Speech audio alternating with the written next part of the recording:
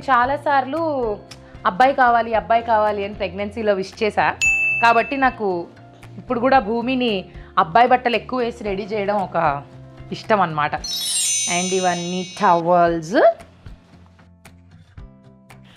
తన hair band అంట చూపిస్తుంది. ఏంటి భూమి ఇది? చెప్పు వాళ్ళకి. భూమి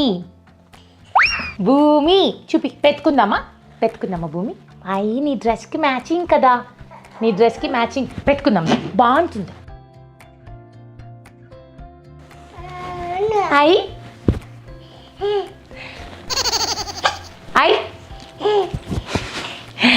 బంతు